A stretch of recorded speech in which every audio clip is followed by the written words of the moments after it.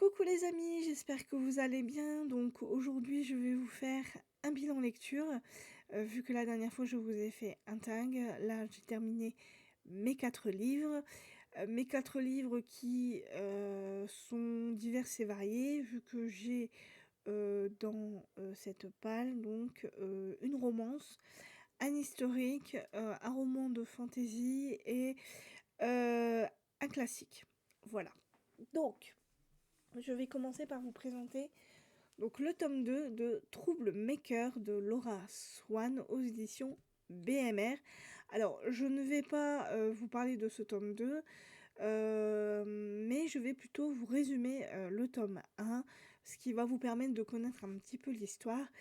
Donc, dans le tome 1, nous faisons la connaissance de June. June qui est une jeune fille lycéenne qui vit avec son père, donc ses parents, alors surtout sa mère. Sa mère est partie du jour au lendemain en laissant June et son père sans nouvelles d'elle, pour aller vivre aux États-Unis où elle a refait totalement sa vie. Donc June vit dorénavant avec son père à Londres. Son père s'est remarié. Donc June se retrouve avec une belle-mère. Il a, enfin tous les deux ont, donc sa belle-mère et son père ont eu un premier enfant, donc elle a un demi-frère et on apprend que sa belle-mère attend le deuxième, qui sera une petite fille. Ce qu'on sait de June, c'est qu'elle subit malheureusement des violences familiales chez elle. Alors on ne sait pas au départ qui lui fait subir ça, si c'est son père ou sa belle-mère. Mais elle ne le dit pas pour protéger son demi-frère. Et pour se protéger elle-même parce qu'elle a assez peur des représailles. Et on sait aussi que June subit du harcèlement scolaire au lycée pour une bête histoire de garçon. June essaie de se faire la plus petite possible car elle voudrait donc finir ses dernières années de lycée. Elle a encore 2 ans à faire. Donc elle voudrait terminer ses 2 années de lycée sans trop faire de vagues pour pouvoir aller à l'université et aller dans une école d'art. Voilà. Parce que son but ultime, ça serait de, voilà, de faire de l'art, donc que ça soit des peintures, de la sculpture ou du dessin, enfin bref, quelque chose en rapport avec l'art, et pouvoir peut-être avoir une galerie plus tard à elle, et pouvoir en vivre. Malheureusement, un soir où June est toute seule chez son père, des cambrioleurs vont tout simplement cambrioler sa maison. Voilà. Alors ils ne savent pas qu'elle est là, donc elle se cache. Malheureusement, un des cambrioleurs va la voir là où elle est cachée. Et donc par un miracle, il ne va pas du tout appeler ses autres complices. Il va tout simplement lui demander de rester cachée là où elle est, de faire le moins de bruit possible pour que ses collègues ne sachent pas qu'elle soit là, parce que sinon elle pourrait en subir les conséquences. Donc elle reste cachée là où elle est et les cambrioleurs repartent. Sauf que le lendemain, en allant au lycée, elle apprend que son professeur de mathématiques, malheureusement, ne pourra pas continuer ses cours, donc un remplaçant va tout simplement prendre sa place. Et en fait, quand elle voit le remplaçant de son prof de maths, elle le reconnaît tout de suite. Elle sait que c'est le cambrioleur qui a essayé de la sauver de ses collègues. Et donc, pour tous les 2, ça va être un peu, comment dire? Une sorte de chantage. Lui va vouloir tout faire pour qu'elle s'en aille du lycée, et elle va essayer de faire du chantage vis-à-vis de lui pour essayer de rester tout simplement au lycée. Donc ça va être ça par rapport à eux deux. Sauf que ces 2 chantages vont finir par comment expliquer ça? Par faire pire que mieux, en fait, les 2 vont faire pire que mieux. Ils vont tout simplement, finir par tomber amoureux parce qu'il y a, comment dire? Un courant électrique heu, qui les retient, tous les 2 et en fait, comment dire? Et en fait, nous, on va, tout simplement, voir comment tout cela va se passer, vu que son nouveau prof de maths, donc qui s'appelle Shane, va tout simplement, essayer de la protéger, vis-à-vis de son harcèlement scolaire et il va, vite comprendre, qu'il se passe, quelque chose de malsain chez elle, voilà et il va aussi essayer de la protéger par rapport à ça. Donc, on finit, le tome 1 par, par une révélation, vraiment très surprenante qui nous laisse, un peu pantois et dans ce tome 2, donc on va, continuer cette histoire vu que, dans ce tome 2, June, va continuer, sa dernière année au lycée. Donc elle subit beaucoup moins, ou pour ainsi dire plus du tout de harcèlement scolaire, vu que, la personne, qui lui faisait subir ça est partie du lycée et donc elle essaye, de se faire le plus petit possible, dans sa, maison, vu qu'on découvre aussi, qui lui fait subir, ces violences familiales.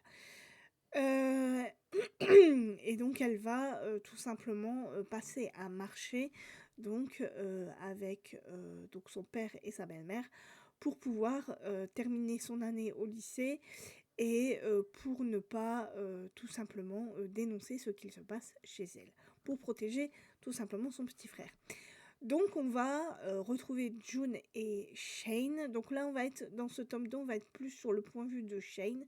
On va en comprendre un tout petit peu plus sur son passé, pourquoi, est-ce que, il est obligé de devenir professeur et pourquoi est-ce qu'il a été obligé de devenir cambrioleur. Donc où est-ce qu'il s'est, lancé, pour, comment dire? Pour devenir cambrioleur, en fait. Comment est-ce que ça a pu lui arriver à lui? Voilà, donc on va en savoir un tout petit peu plus par rapport à son passé et et on va suivre aussi, June qui va essayer de terminer son année, comme elle peut, pour pouvoir, avoir, bah, tout simplement la vie, qu'elle souhaite. Donc partir de Londres, pour aller, le plus loin possible, de cette ambiance familiale-là. Mais pour l'instant, elle veut, continuer à protéger son petit frère. Voilà, parce que, ben, si elle subit ça, lui, son petit frère n'est pas obligé, de subir la même chose. Voilà.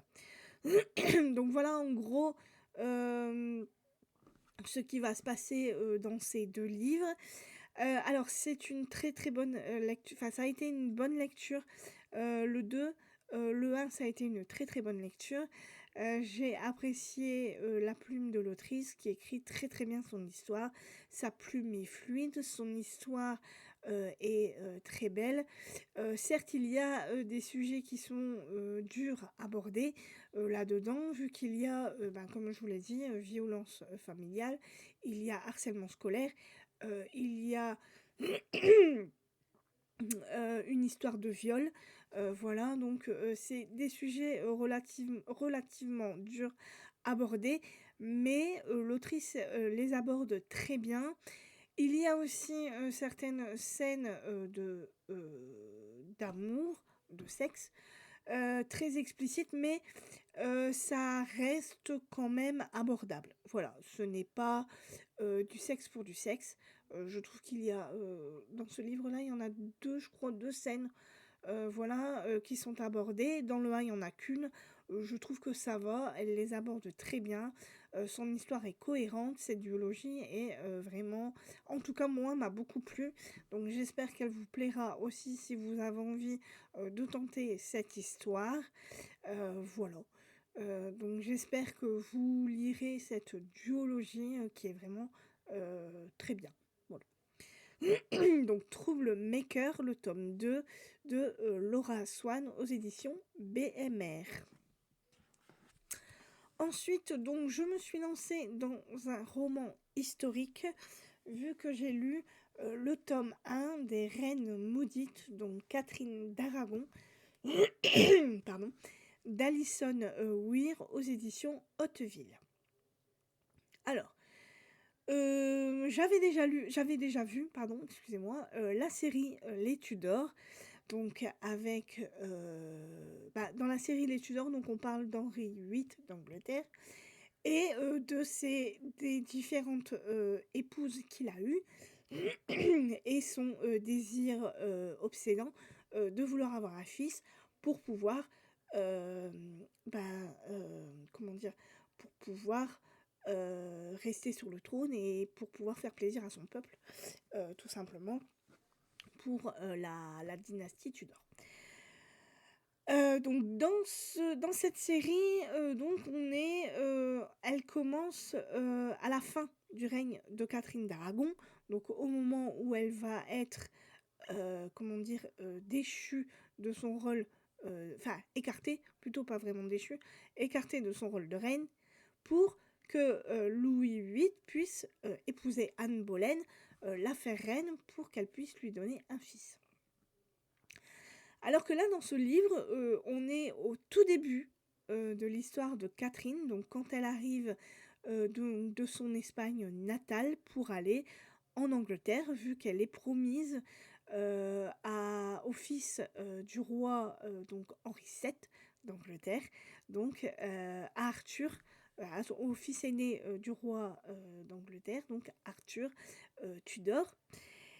Et donc elle va débarquer en Angleterre, donc le peuple anglais est très heureux de pouvoir découvrir leur future reine, vu qu'une fois que Henri VII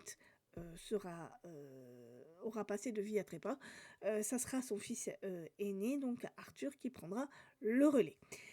Donc Catherine arrive en Angleterre, elle est acclamée par le peuple anglais et elle va faire la connaissance très rapidement donc, du roi Henri VII et de son futur époux, donc Arthur, le futur roi d'Angleterre.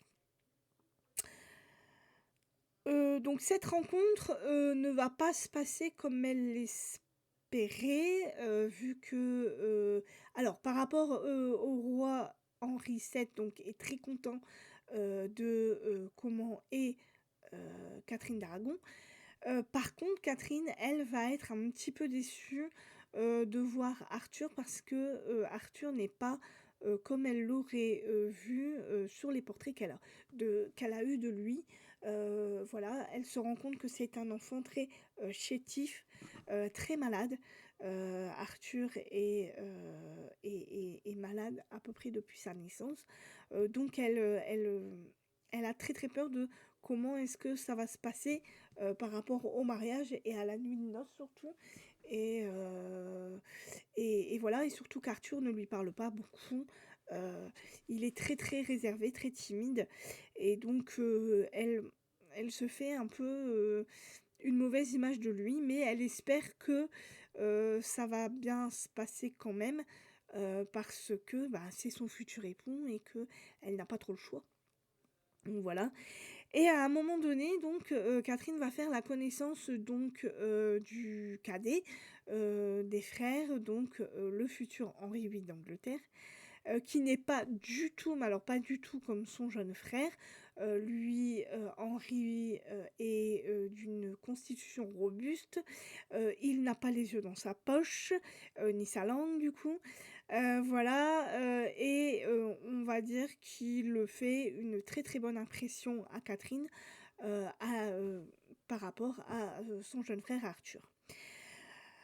Donc le mariage aura lieu, donc Catherine va finalement épouser donc Arthur, voilà, mais malheureusement le mariage ne va pas être consommé parce que, comme je vous l'ai dit, Arthur a une constitution très très faible et il est très souvent malade, et le jour où il doit consommer le mariage, il ne va tout simplement pas y arriver. Donc on va dire que c'est plutôt un mariage de convenance plutôt qu'un mariage d'amour. Et malheureusement, bah, pour Catherine, son époux ne va pas tarder à, mourir, malheureusement de la suette apparemment. D'après, ce que j'ai lu après sur internet, il serait mort, de la suette, qui est une maladie qui va arriver en Angleterre, au fur et à mesure des années. Voilà, c'est une maladie qui va vraiment ravager, le peuple d'Angleterre, pendant quelques années. Et donc, Catherine ne sait pas du tout, à quelle sauce elle va être mangée, car, selon, les bases du contrat, que ses parents auraient passé donc avec, le roi, Henri VII, normalement, le roi aurait dû, donc après, le mariage, aurait dû alors ouais, selon non, je vais réexpliquer mieux. Donc selon le contrat, Catherine a une dot, voilà. Elle a une dot qui, normalement, aurait dû être séparée en 2. Voilà. Le roi Henri VII a eu une partie, de la dot, et une fois que le mariage, heu, a eu lieu et que le mariage a été consommé, il aurait dû avoir normalement la deuxième partie. Sauf que, donc le mariage certes a eu lieu, mais son mari est décédé.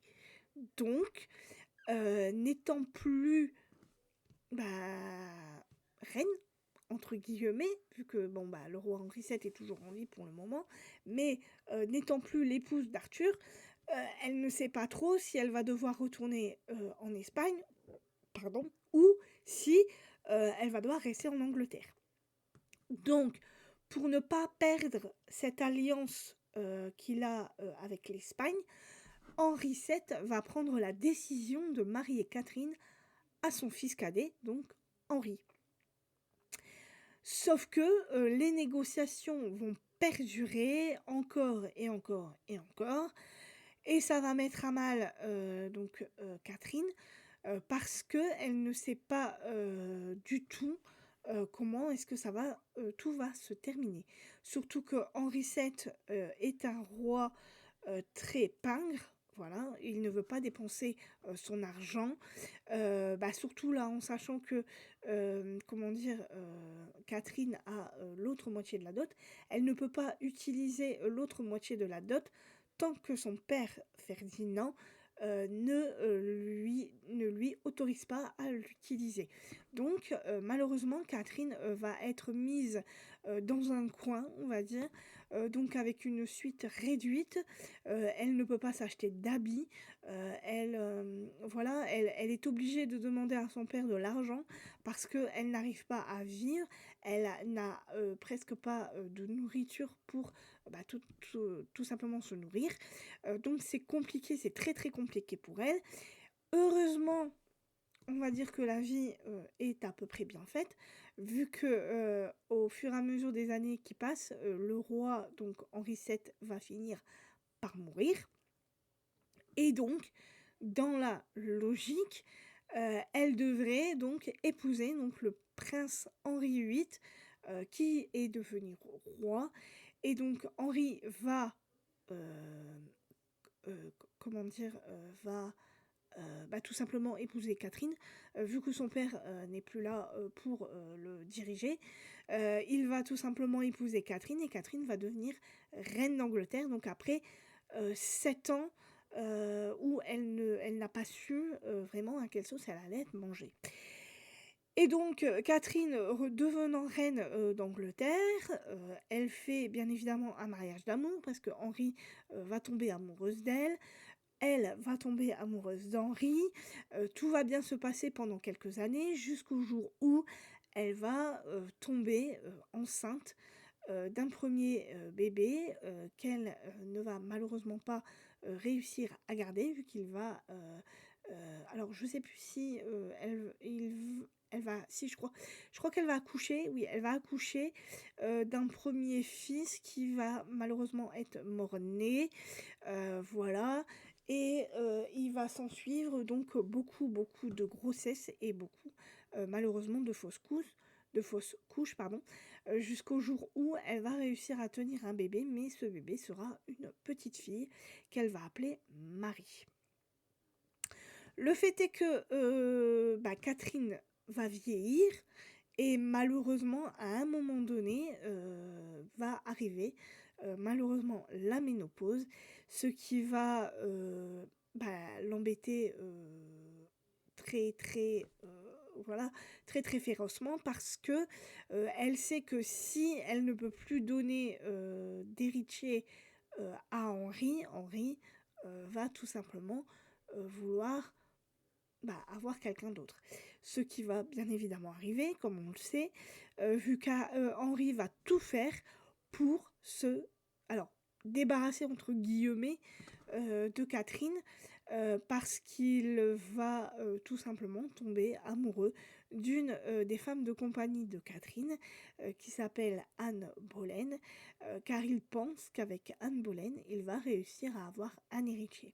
Donc en fait, Henri, VIII ne va avoir de cesse que de essayer de faire annuler donc son mariage avec Catherine pour pouvoir lui-même se marier avec Anne Boleyn pour pouvoir par la suite avoir l'héritier qu'il désire.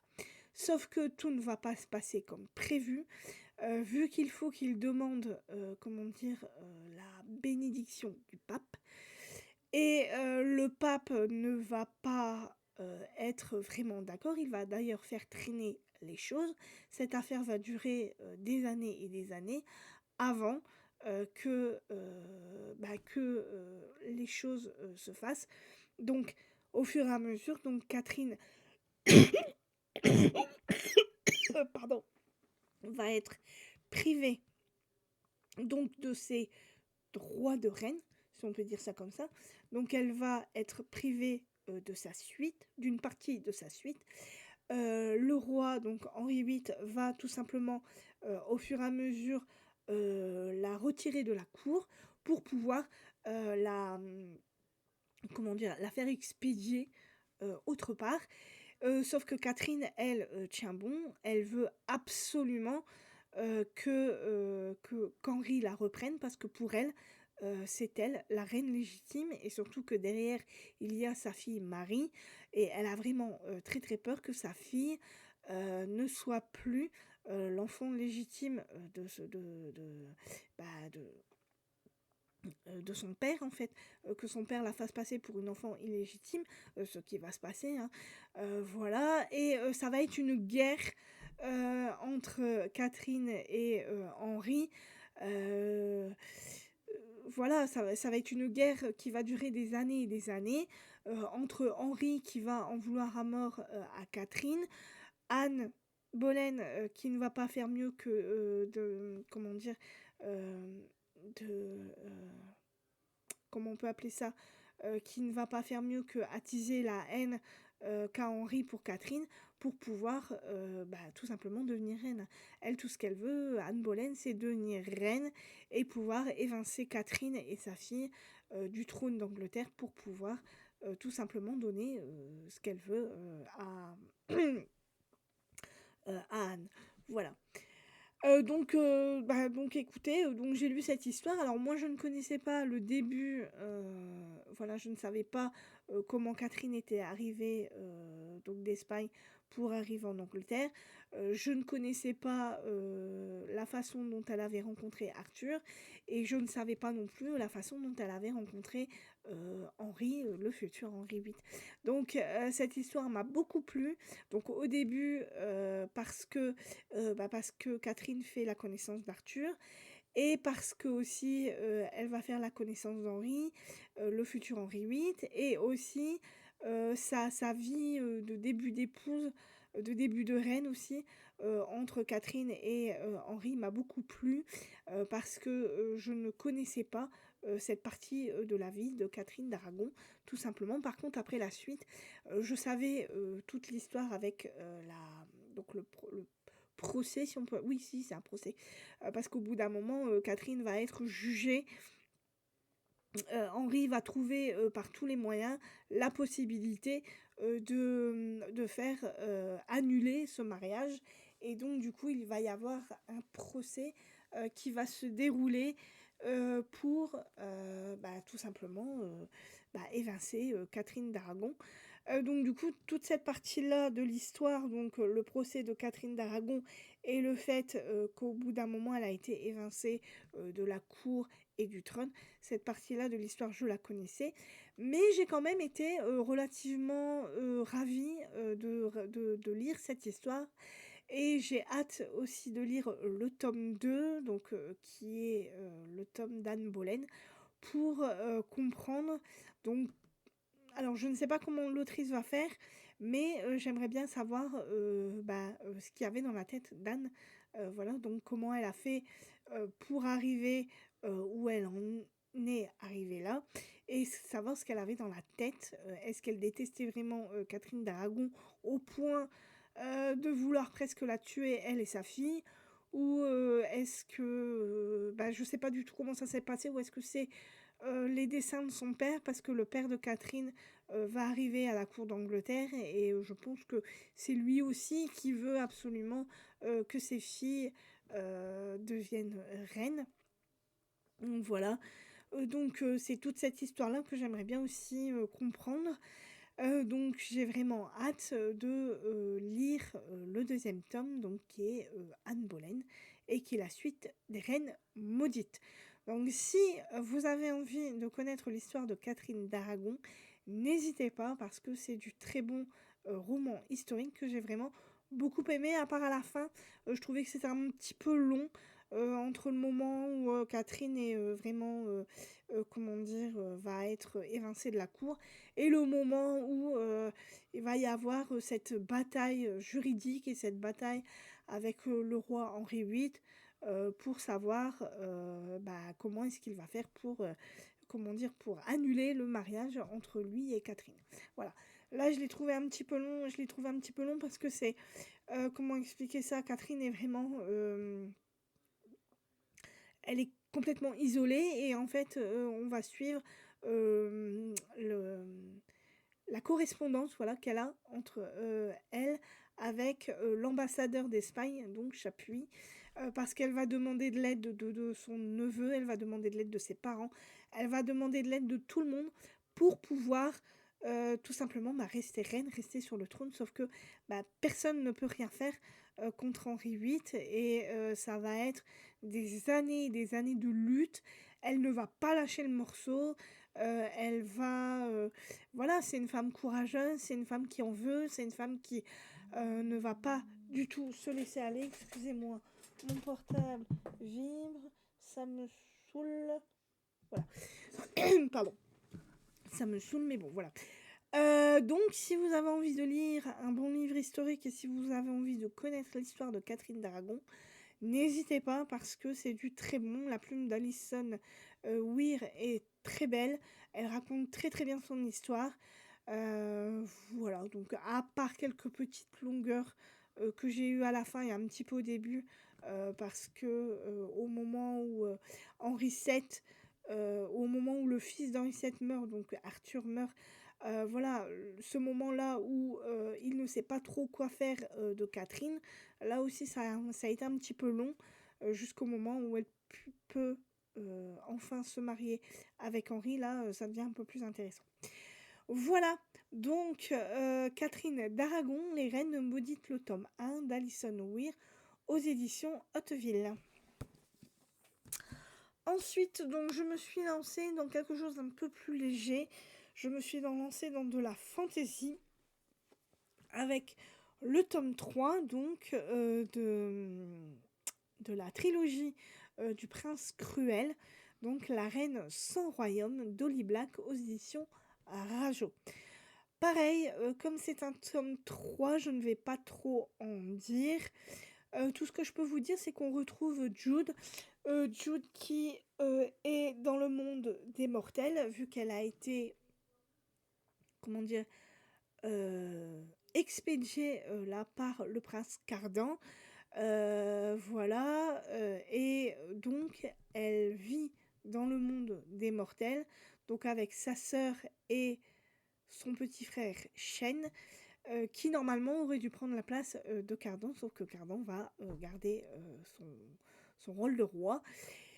Et par un concours de circonstances, donc elle va être rappelée, dans le monde de Terrafae. Donc voilà, parce que tout ne se passe pas bien. Dans ce monde-là, il y a une guerre qui se prépare et donc elle va revenir à Terrafae. Elle va revoir, le prince Cardan. Elle va, revoir son père, Madoc et voilà et elle va, voir, pas mal de monde.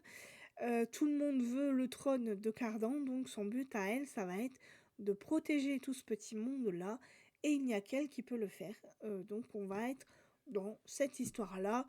Heu, alors, comment vous dire?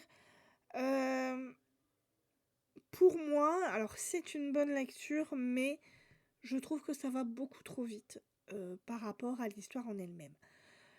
J'ai l'impression, hem, tout simplement que l'autrice a voulu boucler la boucle en nous racontant cette histoire, parce que, à un moment donné, il va y avoir une pseudo-guerre qui va arriver, la guerre entre, les autres royaumes, voilà et le prince Cardan.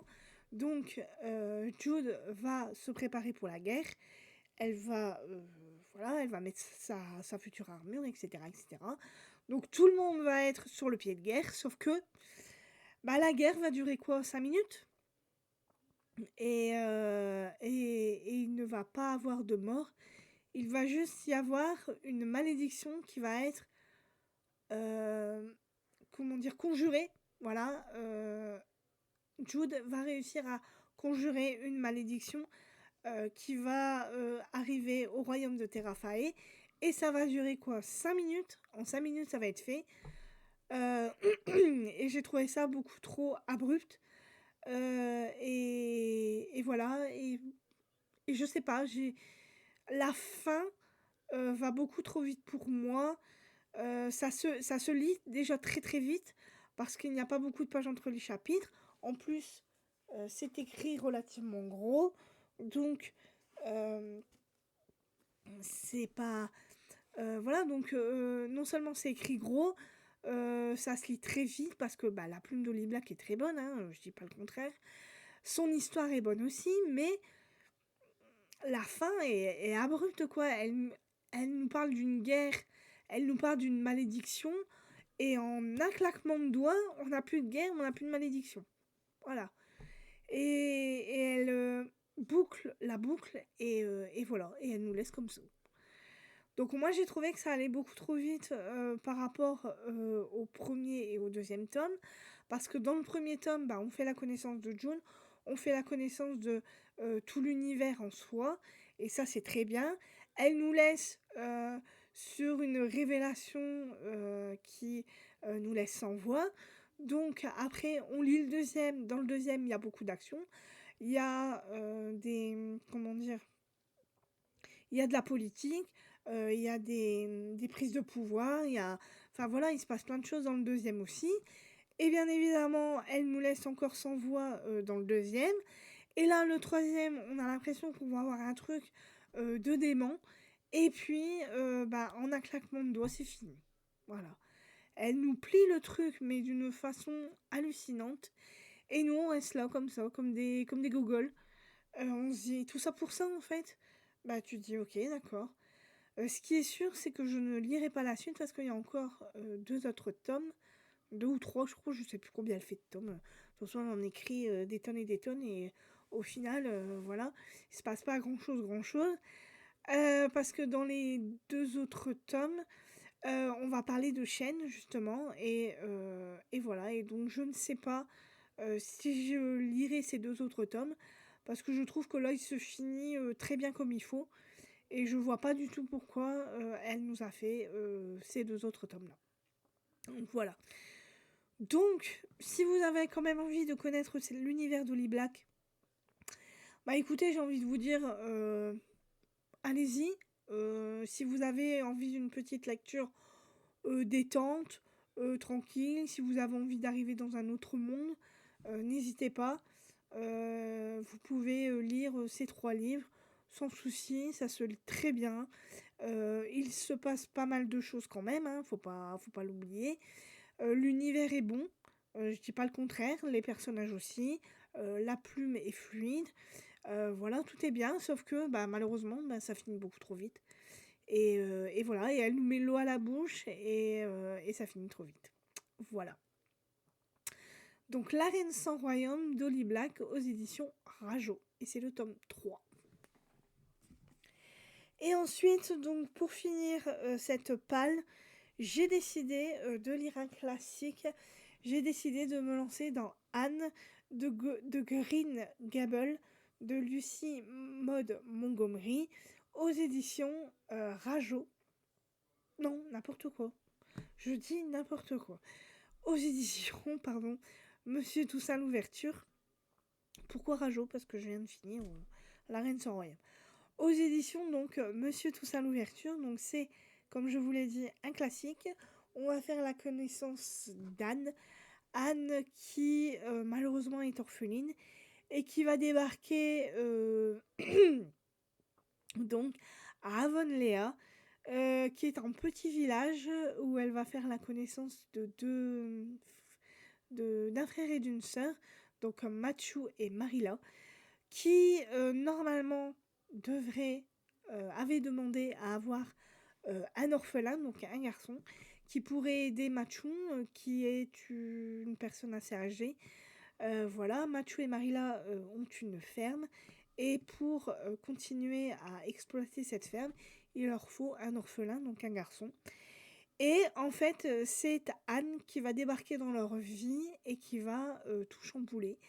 Et ça va être une magnifique histoire que je connaissais déjà, vu que j'avais regardé un téléfilm pardon, il y a des années de ça, qui était sur M6, il me semble. Et j'avais adoré cette histoire. Et je voulais lire le premier livre pour voir si c'était exactement la même histoire. Et je confirme, c'est exactement la même histoire. Donc Anne est une personne, une orpheline pleine d'imagination, très bavarde. Voilà, elle imagine plein d'histoires, plein de choses. Elle fait beaucoup de bêtises aussi. Elle va découvrir comment dire, un petit village magnifique. Le petit village d'Avonlea, qui est un petit village avec des personnes tout aussi attachantes les unes que les autres. Elle va se faire plein d'amis. Il faut savoir qu'Anne est une enfant pleine de joie, qui est un vrai rayon de soleil et qui va totalement changer la vie de Machu et de Marilla dans cette petite ferme de Green Gable. Voilà. Et ça a été une très très bonne histoire pour moi. Alors c'est le premier tome et dans ce premier tome, donc on a... alors, je ne sais pas si vous connaissez, mais il y avait la série sur Netflix, donc Dan et la maison au pignon vert. Et en fait, c'est le même. En fait, c'est les trois saisons que vous avez vues sur Netflix. C'est les 3 saisons de ce premier tome-là, en fait. Voilà. Donc, là, j'ai lu donc le premier tome avec les 3 saisons. Et apparemment, il y a une suite. Il faut savoir qu'il y a 9 livres en tout. Et pour tout, de Dan et la maison au pignon vert. Et donc, ça a été une bonne petite lecture, toute mignonne, avec des personnages attachants, surtout le personnage d'Anne, j'ai beaucoup aimé. J'ai beaucoup aimé aussi le personnage de Machu, qui est qui est une personne qui va se prendre d'amour pour Anne tout de suite dès qu'il va la voir. Il y a quelque chose qui va se passer entre eux, quelque chose de tendre. Voilà, il va la considérer comme sa fille et il va lui donner tout l'amour qu'il peut. Et même Marilla, même si Marilla est une personne assez sévère, qui va s'occuper de l'éducation d'Anne, ce qui ne va pas être facile parce que Anne est quelqu'un d'assez étourdi aussi, qui fait beaucoup de bêtises, mais voilà, elle a à cœur de faire bien les choses et malheureusement, il y a des choses qui vont un peu mal tourner, mais c'est des petites bêtises de jeunes. Et elle va grandir et elle va beaucoup évoluer et elle va rendre fière Machu et Marilla. Et ça a été une bonne lecture quand même malgré tout. Et je pense que je lirai le tome 2 avec grand plaisir parce que j'ai vraiment envie de savoir comment cette histoire va se terminer tout simplement parce que la fin est triste. Alors même dans la saison... Alors je pense que ça doit être dans la saison 3. La fin est très triste euh,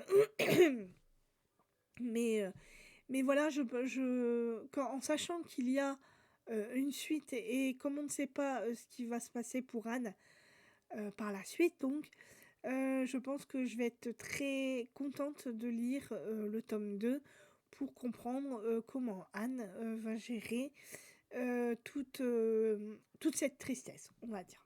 Voilà. Donc si vous avez envie de connaître Anne de Green Gables, si vous ne connaissez pas Anne et la maison Pignon Vert, n'hésitez pas parce que c'est un bon classique. Voilà, ça passe le temps. Donc Anne de Green Gables de Lucie Maud Montgomery aux éditions donc Monsieur Toussaint l'ouverture. Voilà. Donc voilà pour mon bilan lecture, voilà pour mes lectures. Donc pour mes prochaines lectures, je suis en train de lire actuellement donc Arnaldur Indridason, Le Roi et l'Horloger. Donc je ne suis qu'au début, aux éditions Point, pardon. Alors je dois dire que j'ai un petit peu de mal avec cette lecture. J'étais très pressée de le lire parce que je voulais savoir de quoi ça allait parler. Et je dois dire que oui, j'ai un petit peu de mal quand même avec cette lecture. Alors après, comme je suis qu'au début, je vais voir ce que ça donne par la suite. Mais pour l'instant, je suis un peu mitigée, on va dire. Voilà. Ensuite, je vais lire de la fantasy. Donc, je vais lire le tome 1, Le Roi de la guerre et du sang. Donc, Adrienne et Isolde de Scarlett Sinclair. C'est aux éditions Hugo Roman. Voilà. Ensuite, j'ai l'intention de lire donc Jérôme Loubry, L'île, aux éditions Calman Lévy-Noir. Et ensuite, donc, j'ai l'intention de lire donc Marc Lévy, La librairie des livres interdits, aux éditions donc Robert Laffont dans leur collection Versilio, je pense. Hein. Voilà. Donc voilà pour mes prochaines lectures. Donc j'espère qu'elles vous plairont, qu'elles vous donneront peut-être envie et surtout envie d'acheter ces différents livres. Voilà pour mes prochaines lectures. Voilà pour mon bilan lecture. Donc j'espère que tout ceci vous aura plu. Sinon, écoutez, qu'est-ce que je peux vous dire d'autre? Pas grand-chose, à part que la prochaine vidéo que vous aurez, je pense que ça sera encore un bilan lecture, ou peut-être un book haul, parce que je me suis acheté encore certains livres que je dois vous présenter. Et voilà, et donc je vous ferai peut-être... du coup, je vous ferai peut-être un book haul la prochaine fois, avant de vous faire mon prochain bilan. Voilà.